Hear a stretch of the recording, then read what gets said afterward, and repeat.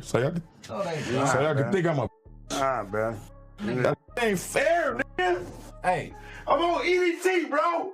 hey. That's why. Kevin McCall's explosive meltdown didn't just stir up drama, it revived his long-standing beef with Chris Brown. Before anyone could even catch their breath, Young Thug decided to step in and confront Chris face to face, turning what was meant to be a calm talk into a fiery showdown that had everyone on edge.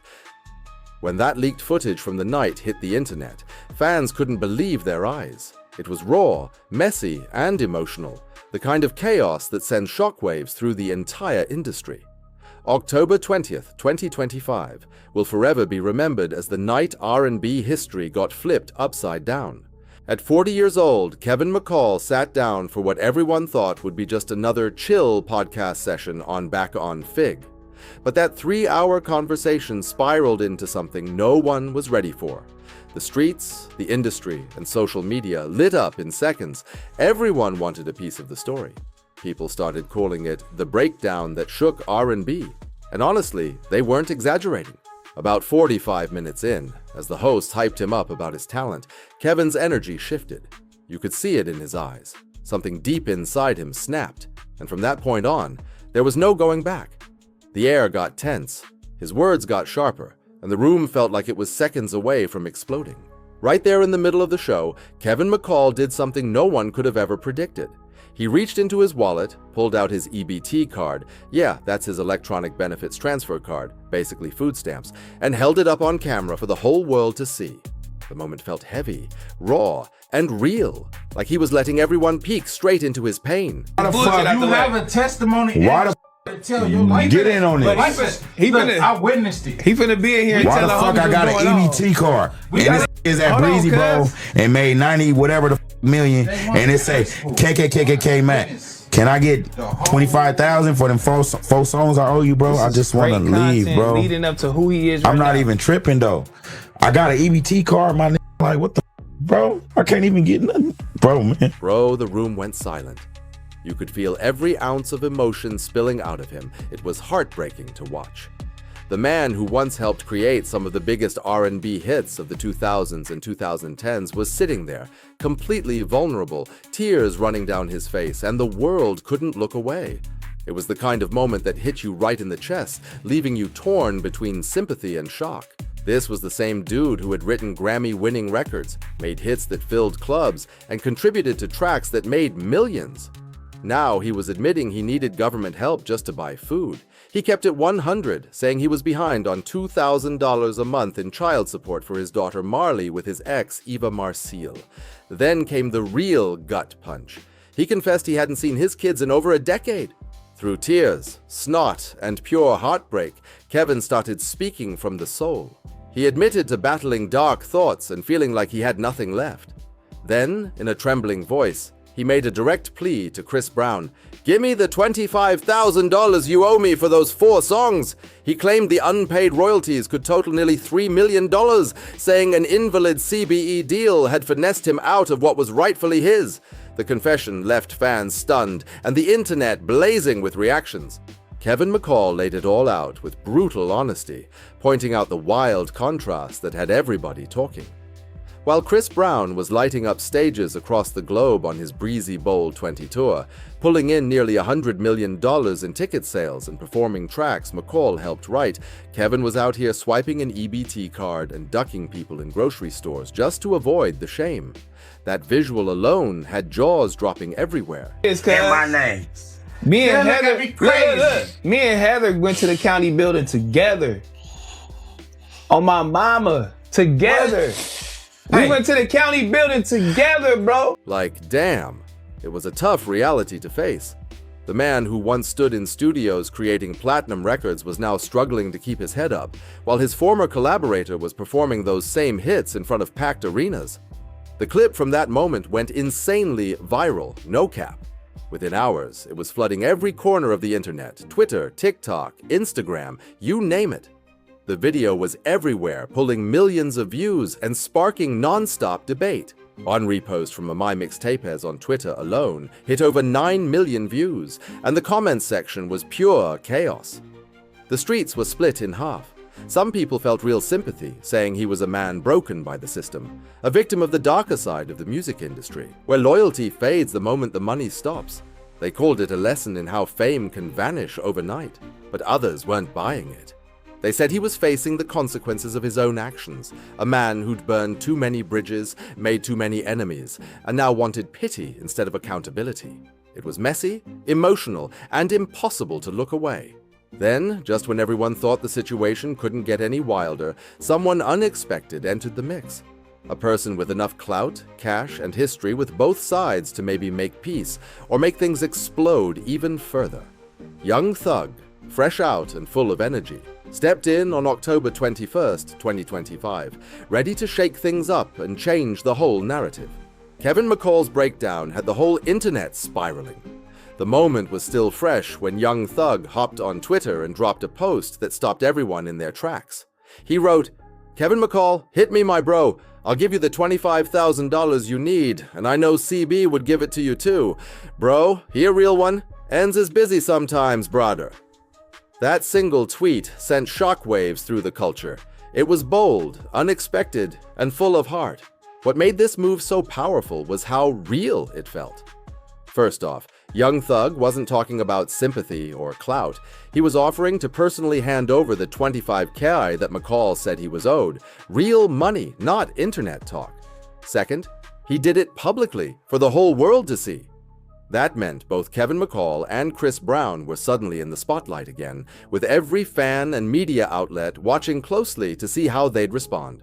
And third, the wildest part, Thug wasn't picking sides. He managed to defend Chris while still showing love to Kevin, walking that razor-thin line like only someone truly respected in the game could pull off. This gesture hit differently because Thug and Chris weren't just collaborators. They were brothers in music. Their bond ran deep, built through years of real friendship and mutual respect. Back in 2020, right in the middle of the pandemic when the whole world was on pause, the two dropped their joint mixtape, Slime and B, a 13-track masterpiece that had fans losing their minds. The chemistry was undeniable. Their lead single, Go Crazy, didn't just top charts. It peaked at number 9 on the Billboard Hot 100 and went 4 times platinum. That track became an anthem, pure pressure. But their connection wasn't just about hits. It was loyalty on display. When Young Thug got caught up in those RICO charges in May 2022 and spent over 2 years behind bars fighting for his freedom, Chris Brown stood tall beside him. He wasn't just posting hashtags or fake support. He showed real love, dropping Aishki Free YSL, speaking on Thug in interviews, and making sure the world didn't forget his name. That kind of loyalty doesn't fade, and it made Thug's offer to help Kevin feel even more genuine, like a true act from someone who understands the struggle. Actually, basically on a text message saying word. That's all they saying. Like it's one dude saying, yo, do this, and one dude is saying word. What do you feel about that? I mean, I can't speak on my brothers in them cases and Right. what they going on. I can only be who I always been, they brother. You know, I'm a rock with them. So life, it's us never. So when Young Thug stepped in and offered to help Kevin McCall, it wasn't about snitching on Chris Brown or switching sides like some clown move. It was deeper than that. Thug was trying to play peacemaker, showing compassion to a man clearly going through it while still protecting his brother's name. That's some real G behavior right there, solid and thoughtful. The way he said, CB would give it to you also, bro, he a real one, and added that people get busy sometimes, proved he wasn't choosing sides. He was choosing empathy and balance. Kevin McCall wasted no time responding, showing love right back. He replied, "What's up, bro? I'm just seeing this, about to DM you now." And for a brief moment, it felt like the energy was shifting. Maybe, just maybe, the madness could cool off, and something positive could come out of all this chaos. Fresh out the feds himself, Young Thug was clearly in a mindset of redemption and giving back. Just a couple of months earlier, in August 2025, he had organized a massive charity event in Atlanta for local kids, proving he wasn't just talking about change, he was living it. His offer to Kevin wasn't about headlines. It came from a place of genuine heart and perspective. He saw someone drowning in pain and reached out with a hand, not judgment. But if Thug's intention was peace, Chris Brown had very different energy. On October 22nd, 2025, Breezy hit his Instagram stories and dropped one of the coldest responses anyone could have imagined. He wrote, "Remember this, you can't walk across a burnt bridge. And you know what's funnier than a troll? A broke one. Bruh, that was straight savage." The tone was icy, unapologetic, and sharp as glass. That one post said it all. No reconciliation, no forgiveness, no cash, no closure. Breezy had drawn his line in the sand, and the message was loud and clear. This feud wasn't ending anytime soon. The bridge between Chris Brown and Kevin McCall wasn't just burned. It was obliterated, scorched down to ashes, and McCall was the one holding both the torch and the gasoline. Breezy's cold Instagram clapback turned the internet into a war zone, splitting fans right down the middle. Twitter threads were exploding, with everyone choosing a side in the chaos. But when the dust started settling, about 70% of the culture seemed to be siding with Chris Brown, and the streets were backing him heavy. People didn't hold back. They reminded everyone that Kevin McCall had once allegedly threatened Chris Brown's daughter, that he'd been given multiple chances and dropped the ball every time. In their eyes, his downfall was self-inflicted, and no one else could be blamed for the mess he was in. One viral tweet summed it up perfectly. Before anyone says Chris Brown is being mean. Context: Kevin McCall threatened to kill him and his daughter, Royalty. That single post had millions of views and set the tone for how most fans felt about the situation. Still, not everyone agreed. Another corner of the internet felt Chris went too far, saying his response was heartless, like kicking a man when he was already down. They saw Kevin not as a villain, but as a broken man fighting battles with his mental health, someone who had once helped shape Chris's success back when he needed it most. To them, mocking his poverty and putting him on blast felt cold-blooded and unnecessary. Then came the deeper discussions, the kind that cut into the core of the industry itself. Some fans started pointing out that the music business has a long, ugly pattern of exploiting songwriters and producers, leaving them broke while the stars they helped create walk away with fame and fortune.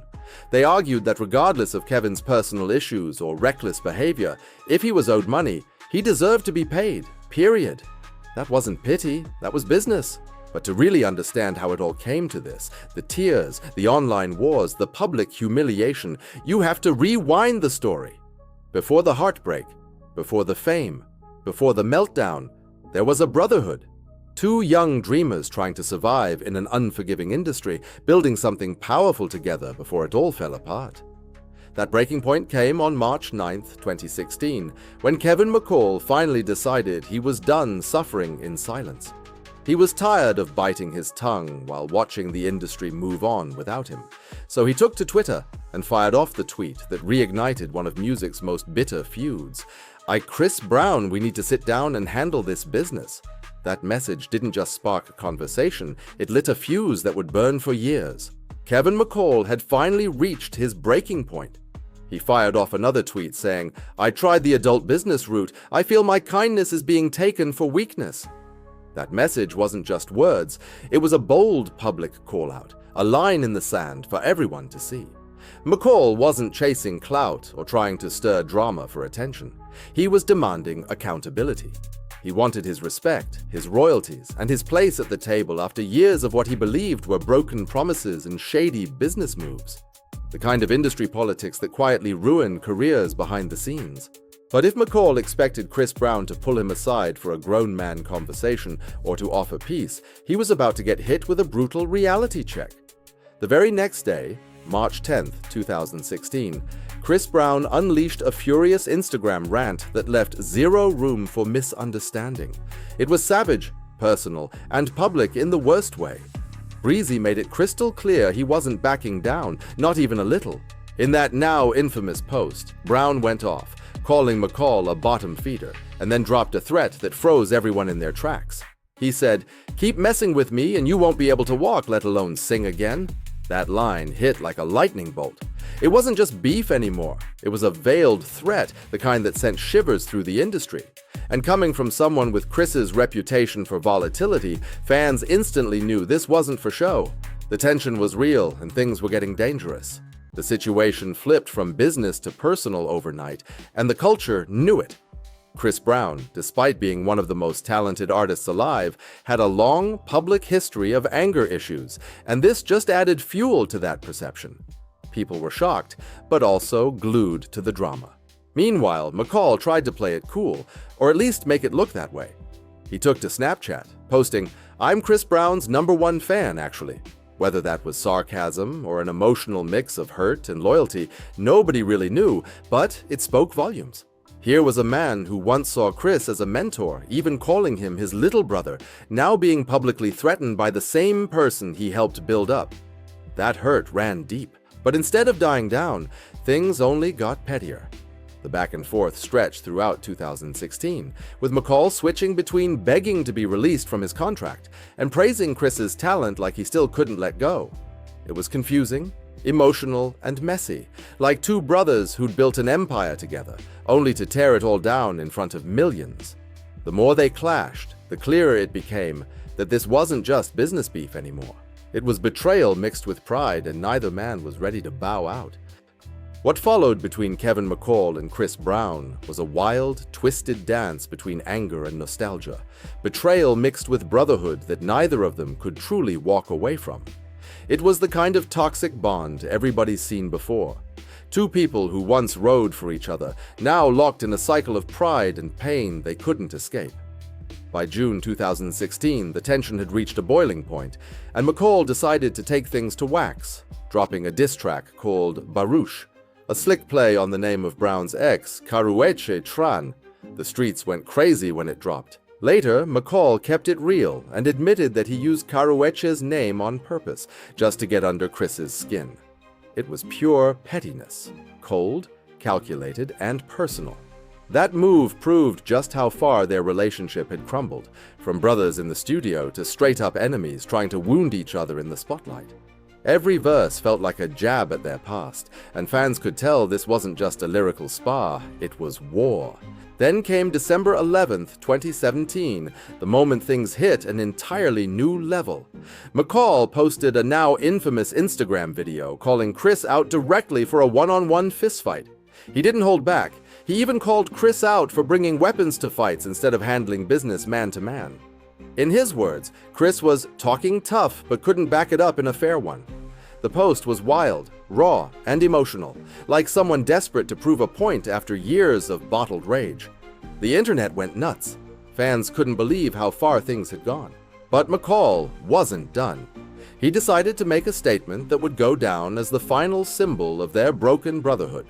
In an act that stunned fans across the world, he grabbed his platinum plaque for Deuces, the very song that had catapulted both him and Chris into stardom, and smashed it on camera like it meant nothing. You could hear the shatter echo, like the final crack in their friendship.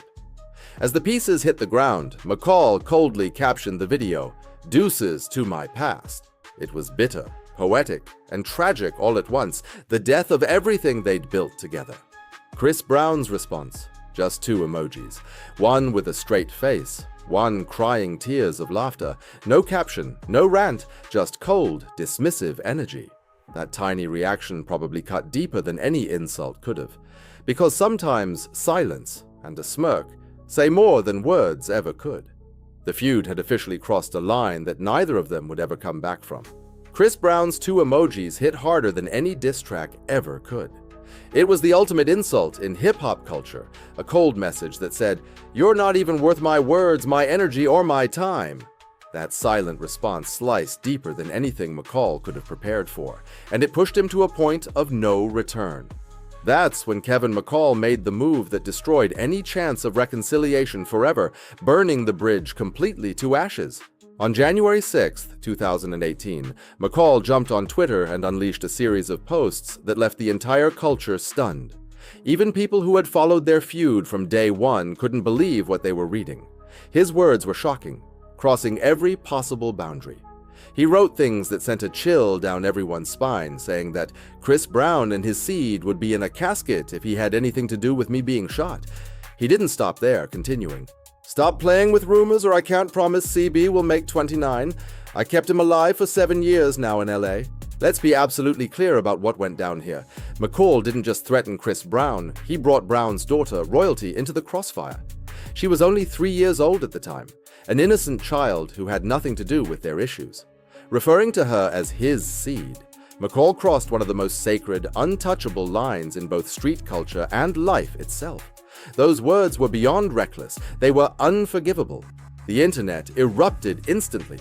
Within minutes, social media was on fire, and Kevin McCall's name was trending for all the wrong reasons. Even his most loyal supporters couldn't defend him anymore. The outrage was universal. Fans, celebrities, and everyday people flooded timelines, disgusted by what they'd just seen. One viral tweet captured it perfectly. "I don't care how much you dislike Chris Brown. You never threaten someone's child. That's not beef, that's evil." And just like that, McCall went from being seen as a victim of the industry to being publicly condemned by nearly everyone. People from every corner of the culture spoke up. Even those who had once empathized with McCall's financial struggles, believing he'd been done wrong by contracts and royalty deals, turned their backs on him immediately. In hip-hop, and honestly, in any community, there are unwritten rules that you simply don't break.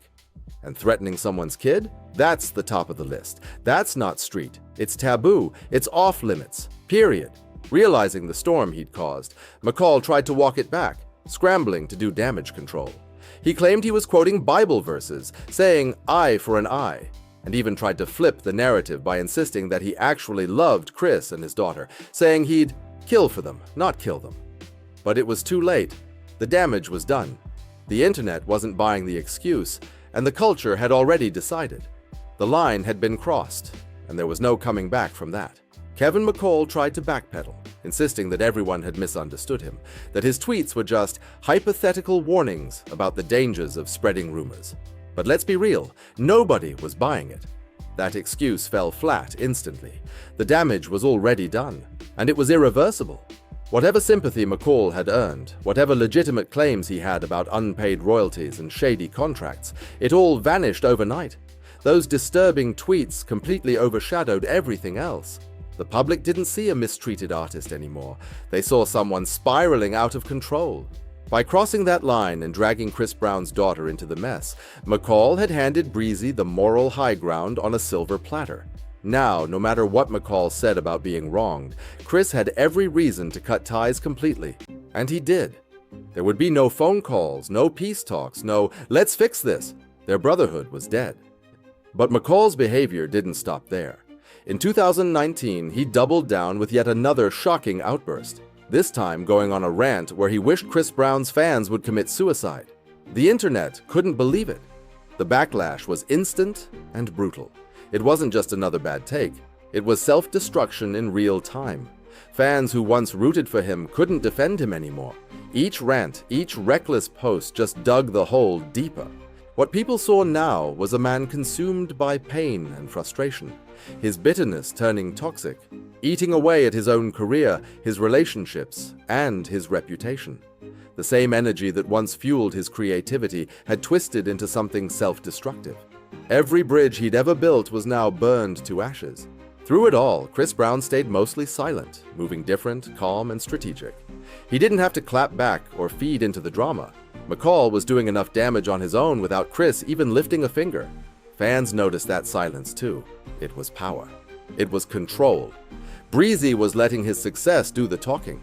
Then, in a resurfaced 2020 video, Chris finally addressed the situation, indirectly but with precision.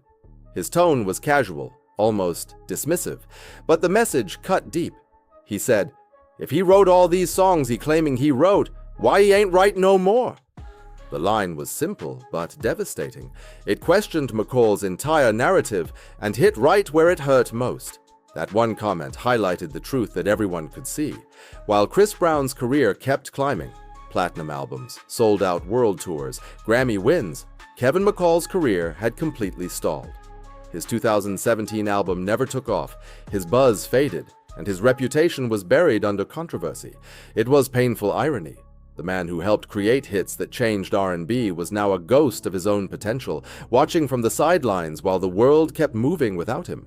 Kevin McCall's album Man of God dropped and vanished without a trace. It didn't chart, didn't trend, didn't even make a ripple in the game. For someone who had once helped shape Chris Brown's sound and contributed to massive hits, the fall-off was heartbreaking. His net worth, which should have been in the millions, had sunk to almost nothing. The man who once sat in million-dollar studios was now fighting to stay afloat, his name remembered more for controversy than music. But the story doesn't end there, not even close. While Kevin was spiraling through chaos, battling demons, broken relationships, and the weight of mental health and substance struggles that were tearing his life apart, the world kept moving forward without him. The music scene evolved, new stars rose, and the industry he helped feed had no space left for him. His downfall became a cautionary tale about fame, loyalty, and what happens when pain turns into self-destruction. To truly understand how everything unraveled, we've got to rewind way back to where it all began. Before the rants, before the feuds, before the heartbreak. This is the rise and fall of a brotherhood, the story of how two dreamers came together, made history, and then destroyed it all. The year was 2009. A young Kevin McCall from Watts, Los Angeles was hungry, desperate to break into the game and make a name for himself. Fresh out of college, where he'd been a student athlete chasing NFL dreams, McCall found himself standing at the edge of a new path. Football hadn't worked out, but music was calling, and he was ready to risk it all. Picture this: a crowded industry event buzzing with energy, a sea of faces, beats playing through the speakers. Kevin, still unknown but full of drive, spotted Chris Brown, just 20 years old at the time. Brown was in the middle of rebuilding his image after the devastating 2009 assault on Rihanna, a scandal that had nearly ended his career overnight. He'd gone from global superstar to public enemy, cancelled and shunned by much of the industry. Kevin saw not just a celebrity, but an opportunity, a connection that could change his life forever.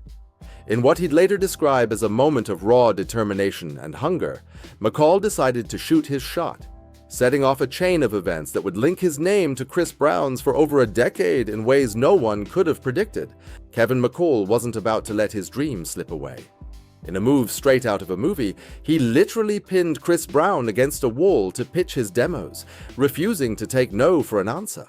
It was wild, it was bold, it was pure hood hustle at its finest, and against all odds, it actually worked. That one fearless moment changed everything for him. Deuces come together. Deuces came together. He was doing, In My Zone did well. So he wanted to click up with Tyga. He was a fan of him. He felt like he had buzz popping at the time. He wanted to link up with him and do a joint album. Chris Brown, intrigued by McCall's raw energy and undeniable talent, saw something familiar in the young artist. The same hunger and fire he once had when the world tried to shut him out. So instead of brushing him off, Breezy invited Kevin to the studio. That invite turned into a collaboration that would mark the start of something legendary. McCall would later describe those early days as magical, a time when it wasn't just about making music, it was about brotherhood. He wasn't just a collaborator, he was family, a day one in every sense. Their chemistry was electric. You could feel it in the beats, the lyrics, and the grind. They weren't just chasing hits, they were rewriting R&B history. Chris soon signed Kevin to his label, CBE, Chris Brown Entertainment, in partnership with RCA Records, officially naming him his protege during one of the most crucial moments in his comeback. This was Chris's redemption era, the moment he needed to remind the world that he was more than the headlines, that his talent still spoke louder than his mistakes. And with McCall by his side, they began cranking out pure fire, no cap. Their studio sessions birthed some of the biggest bangers of the early 2010s, tracks that still go crazy today. One of the crown jewels of their partnership, Deuces. The 2010 hit featuring Tyga climbed to number 14 on the Billboard Hot 100 and became an instant anthem. Fans couldn't get enough. It was smooth, emotional, and filled with attitude. But here's where the story takes a twist, the kind that reveals just how complicated their relationship truly was. Deuces wasn't originally Chris Brown's song. It was Kevin McCall's creation from start to finish. It was his baby, a track born from heartbreak and real emotion. He wrote it about his first love, pouring all that raw pain and vulnerability into the lyrics. When Chris heard it, he wanted it. But Kevin laid down one condition: he had to stay on the track. Chris agreed, brought in Tyga to add that extra sauce, and just like that, a hit was born. The record blew up, the streets went wild, and the industry took notice. What was once McCall's personal heartbreak had turned into a certified classic that changed both of their careers forever. Deuces wasn't just a hit, it was a cultural moment. The song earned a Grammy nomination for Best Rap New Sung Collaboration and pulled in massive royalties that changed Kevin McCall's entire life. He once said he made over 6 figures from Deuces alone. Real money, the kind that flips your whole reality overnight. Imagine being a kid from Watts, working at Abercrombie & Fitch, struggling to pay rent one month, and the next, you're cashing checks from a record played on every radio station in the country. It must have felt like hitting the jackpot, like every prayer had finally been answered. But that was only the beginning of their run. McCall wasn't just a one-hit wonder. He became a key player in Chris Brown's comeback era, helping to craft the sound that would restore Breezy's career and dominate the charts. In 2011, McCall co-wrote and featured on Strip, which climbed to number 37 on the Billboard Hot 100 and had the clubs going wild. Then came another smash, Look at Me Now, the legendary collaboration with Busta Rhymes and Lil Wayne that became Chris Brown's first #1 hit, blowing up radio airwaves everywhere. McCall's fingerprints were all over Brown's FAME album, the project that not only earned Chris his first Grammy win, but cemented his full redemption arc as one of R&B's biggest stars. During that same era, Kevin was putting in work behind the scenes too, penning One Night Stand for Carrie Hilson, proving he wasn't just a singer or rapper. He was a versatile songwriter capable of crafting hits for anyone. For a brief, shining moment, Kevin McCall was living the dream every kid from the block fantasizes about. He was at the very heart of R&B, working alongside one of the most recognizable names in the world, creating timeless music that defined a generation.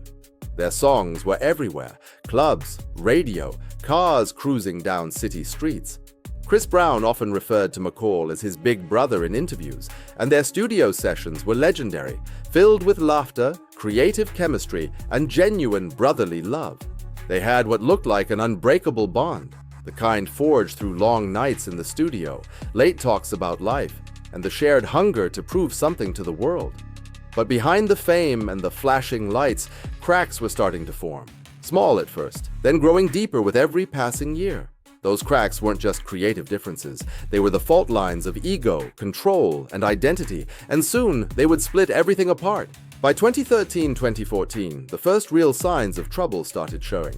Kevin began to feel trapped, like he was being boxed in by the very system that once lifted him up. He felt controlled, like every creative move had to fit someone else's vision. The same label that gave him a platform was now, in his eyes, holding him back. In a candid 2015 Vlad TV interview that later went viral, McCall opened up about the tension.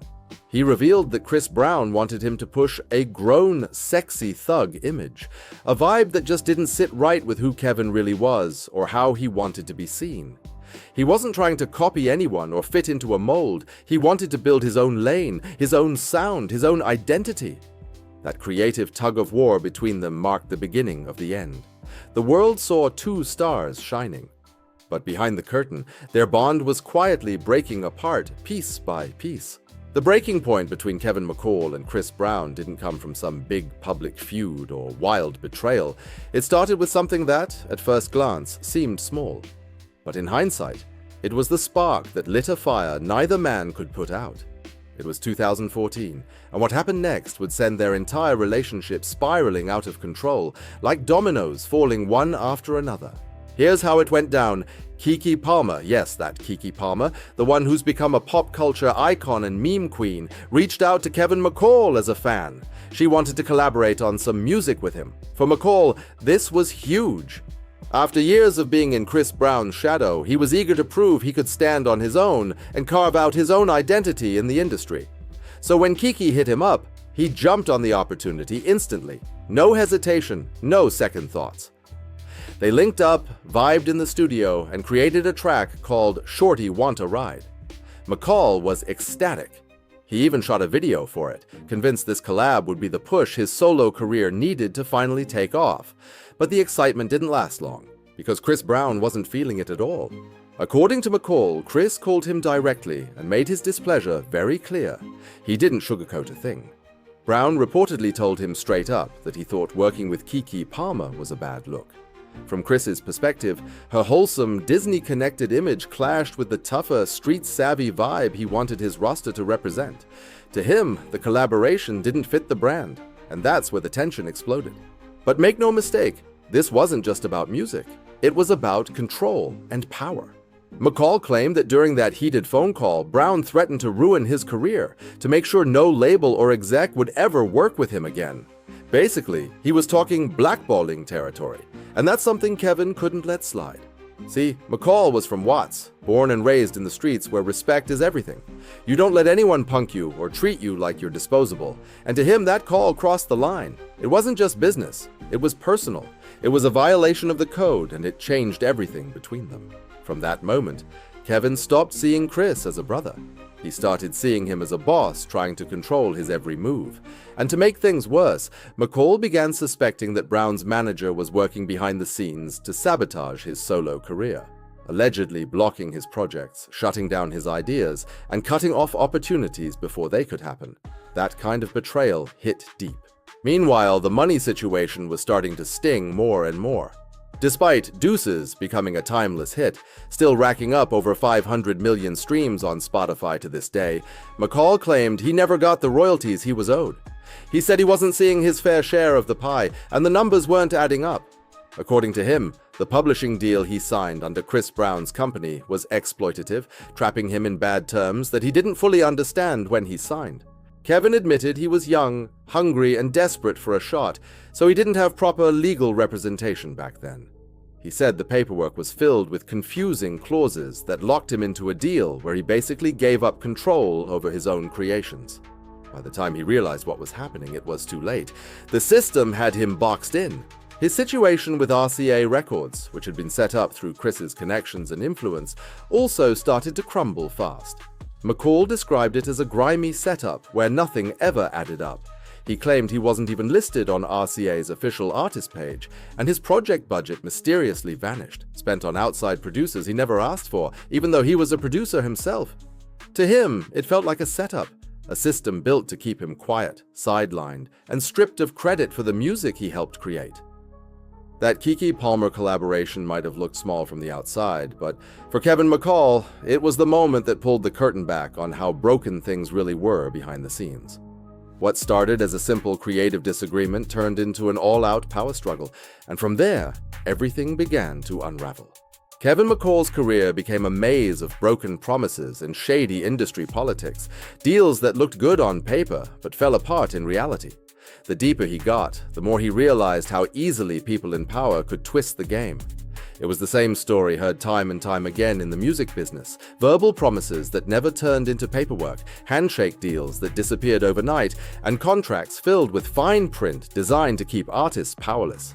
But the hardest blow came when McCall discovered something that shattered him completely. He claimed that Chris Brown had removed his credits from tracks like "Look at Me Now," one of the biggest hits he'd ever worked on. For Kevin, that wasn't just business. It was personal betrayal. Those credits weren't just names on a track list. They were his blood, sweat, and creative legacy. To be erased from the very songs that helped shape a superstar felt like having a piece of his soul snatched away. Maybe it was bad management. Maybe it was intentional. Maybe it was just the ugly side of an industry that eats its own. But to McCall, it was a stab in the back that never healed. Being written out of history by someone he once called family cut deeper than any public feud ever could. Thank you for watching. Don't forget to subscribe, like, and share. See you on the next one.